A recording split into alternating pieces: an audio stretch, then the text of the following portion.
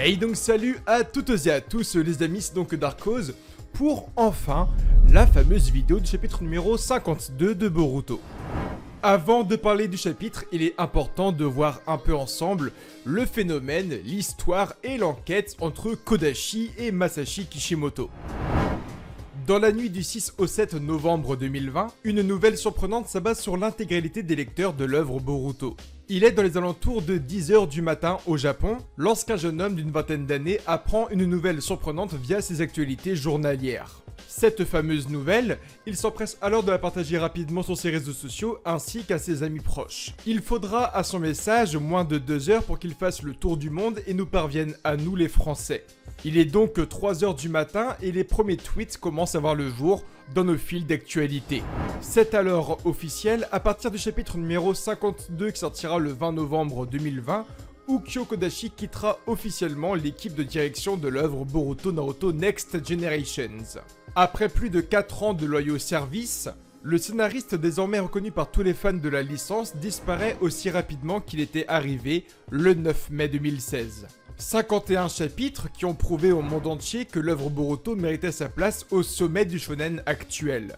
C'est à l'aide de sa capacité d'écriture et de scénarisation qu'il a offert à Boruto la première place sur le site Manga Plus et ce, lors des 5 derniers mois. Ukyo Kodashi s'en est alors allé le 20 octobre 2020 avec le chapitre numéro 51 de Boruto. Il possédera ainsi le record incroyable de 2,4 millions de lectures en 24 heures seulement. Autrefois assistant, il a prouvé au plus grand mangaka de notre époque qu'il méritait sa place parmi les meilleurs scénaristes actuels.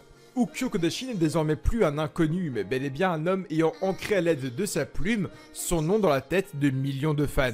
Il avait compris, analysé et aimé l'œuvre Naruto au point de faire de cette série l'une des meilleures suites de shonen connues à ce jour. Alors aujourd'hui, monsieur Kodashi, cette vidéo est un hommage à votre travail.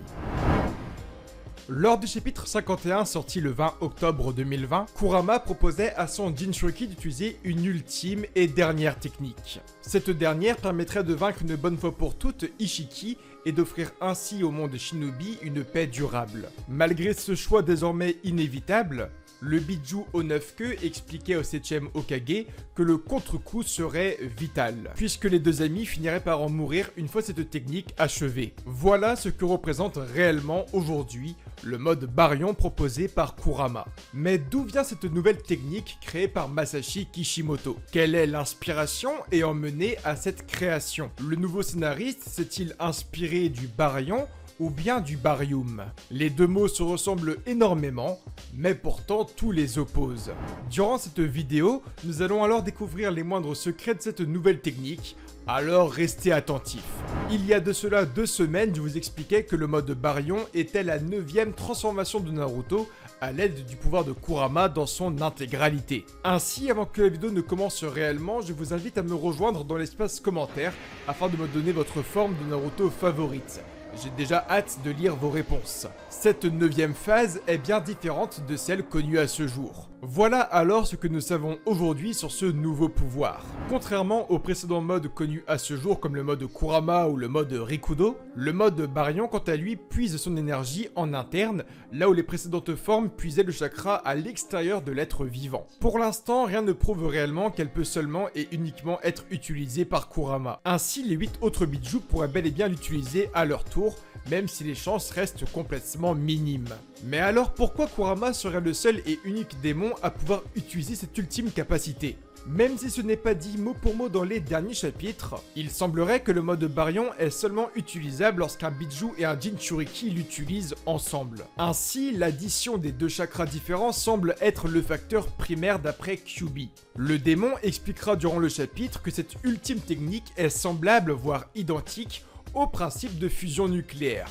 A titre d'exemple, le soleil relâche à chaque seconde de sa vie une énergie monstrueuse, mais dans le même moment, il continue d'en produire. En science, les experts parlent ainsi d'une énergie dite débordante. Kyuubi et Naruto fusionnent ainsi leur énergie vitale et leur chakra afin de créer un tout nouveau type d'énergie appelé le mode Baryon. À ce moment précis, le Jinchuriki prend alors possession d'une force juste incroyable, phénoménale, quelque chose encore jamais vu au sein même du monde Shinobi. Naruto possède alors la capacité d'accomplir n'importe quel miracle, tellement que sa puissance est juste inégalable.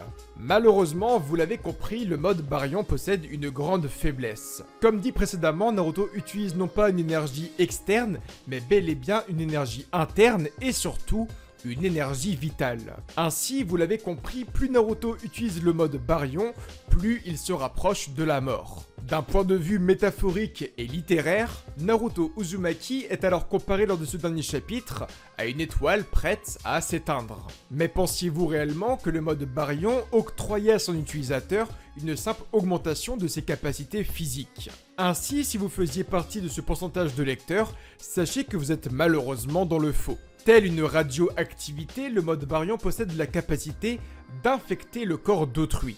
Et ça, c'est complètement badass. Ainsi, à chaque coup que reçoit Ishiki Otsutsuki, le baryon se déverse dans son corps et le détruit intérieurement. C'est à ce moment précis que Masashi Kishimoto s'est inspiré du baryum et non du baryon. Mais tout cela, on va en parler par la suite de la vidéo. Lors du chapitre, il a alors expliqué que la durée de vie de Ishiki chute drastiquement à cause du pouvoir de Naruto. Il passe alors d'une vingtaine d'heures restantes à approximativement 10 minutes à vivre. Bien plus qu'une technique extraordinaire, le baryon peut être vu comme un véritable virus. Si vous êtes alors attentif à mes phrases, vous l'avez compris, le parasite est finalement parasité. Néanmoins, dans le procédé de création qu'a emprunté Masashi Kishimoto, il ne faut pas oublier l'importance du baryum, qui quant à lui est un procédé se rapprochant plus de l'état final que nous attendons toutes et tous. Comparé au baryon, le baryum est extrêmement dangereux pour le corps humain. L'absorption d'une quantité importante de baryum et de ses composés peut provoquer des paralysies chez l'homme et dans la dernière phase, une mort juste inévitable. Deux termes complètement différents mais qui semblent avoir tous les deux inspiré Masashi Kishimoto pour le scénario de ce nouveau chapitre. J'expliquais en début de vidéo que les autres Bijou pouvaient selon moi utiliser cette toute nouvelle capacité. Mais dans ce cas, pourquoi ne l'ont-ils pas utilisé lors de leur combat décisif? A titre d'exemple, pourquoi Garon ne l'a pas utilisé face à Deidara, ou Takata face à Pain, ou encore Yugito face à Hidan et Kakuzu?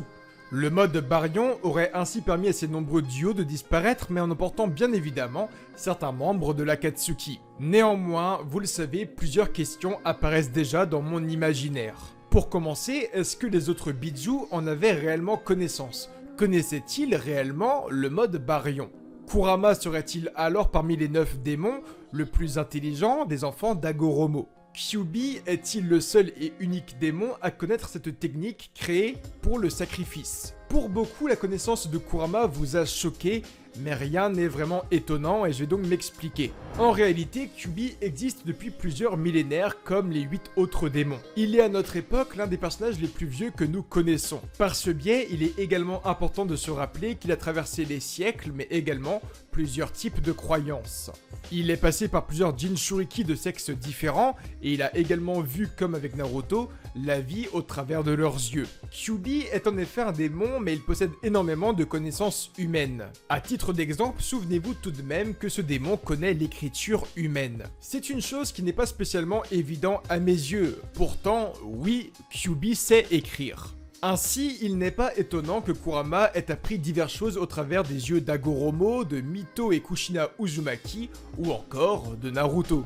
N'oubliez pas encore une fois que Kyuubi a plus de 1000 ans et que par ce biais, il est sûrement l'un des personnages possédant le plus de savoir au sein de l'univers Naruto. Néanmoins, la croyance et la connaissance ne fait pas tout pour vouloir et surtout pouvoir utiliser le mode Baryon à mes yeux.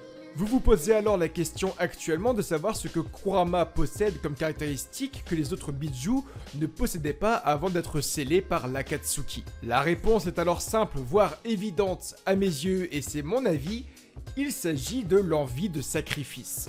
Le démon renard aux 9 queues est sans aucun doute l'un des personnages qui a le mieux été développé par Masashi Kishimoto et son équipe. Il est passé du démon détesté au Bijou désormais respecté du peuple et aimé par les enfants du monde entier. Il est alors très simple de voir l'évolution de Kyuubi rien que sur le plan humain. Si vous ne l'avez pas encore compris, Kyuubi est aujourd'hui prêt à mourir pour Naruto, car quelque chose le ronge depuis quelques années, ce sont les remords. Lors du chapitre numéro 35 de Boruto, le démon expliquait à Kawaki d'une manière subliminale qu'il s'en voulait d'avoir causé à Naruto Uzumaki autant de soucis durant son enfance. Tout simplement car il était son bijou. Aujourd'hui, et 2 ans après le chapitre numéro 35, nous sommes à l'apogée de la relation Naruto et Kyuubi. Ce dernier est tout simplement prêt à mourir pour son ami et pour l'avenir du monde qu'Hagoromo a fondé. Désormais, si on prend l'image des autres bijou, il n'avait pas à mes yeux le même recul que Kyuubi possède aujourd'hui. Même si un lien plus ou moins fort pouvait exister entre les Jinchuriki et les bijou, ces derniers n'avaient pas l'envie de mourir pour les humains ou encore de faire réellement équipe avec leurs Jinchuriki. C'est peut-être triste à dire, mais ils le faisaient car ils étaient plus ou moins obligés. Il donnait son chakra dans certains moments importants, non pas par envie, mais plus ou moins pour éviter de mourir avec son réceptacle. J'entends par là encore une fois que la majorité des bijou, à mes yeux, auraient préféré survivre et continuer leur existence loin des humains s'ils le pouvaient. Mais aujourd'hui, les premières pensées de Kyuubi ne sont pas dédiées à la survie ou à la fuite comme auparavant, mais bel et bien à sauver le monde et mourir dignement avec son seul et unique ami, Naruto Uzumaki. Donc pour répondre à la question, oui les autres Jinchuriki pourraient bel et bien utiliser le mode Baryon. Néanmoins, cela ne demande pas qu'une simple cohésion d'équipe, mais bel et bien un lien très fort entre les deux entités. Et pour finir, le point le plus important, une envie sincère de sacrifice, chose que les autres démons ne possédaient pas hélas à l'époque, encore une fois à mes yeux, c'est mon avis. Pour revenir sur les caractéristiques du mode Baryon, il faut également savoir qu'il s'agit d'un mode qui demande énormément d'énergie vitale. Ce sont pour toutes ces raisons que Kurama conseille à Naruto d'économiser au maximum son énergie. Le moindre geste non essentiel ou la simple pensée superflue consommeront ainsi la vitalité du shinobi, le rapprochant alors un peu plus de la mort inévitable. Le démon conseille alors à l'humain de faire le vide dans sa tête, de bouger seulement et uniquement quand ce sera nécessaire, afin d'infliger à Ishiki des coups certes rares, mais d'une extrême efficacité et puissance. Là où la majorité des lecteurs s'attendaient à retrouver un Naruto bestial et féroce, ce dernier possédera au final une attitude des plus calmes ressemblant énormément à l'ultra instinct de Son Goku. Naruto prend alors un visage encore jamais vu au sein même du manga créé par Masashi Kishimoto. Il est confiant et ne prononce surtout aucun mot. Il devient tout bonnement intouchable pendant une partie du chapitre.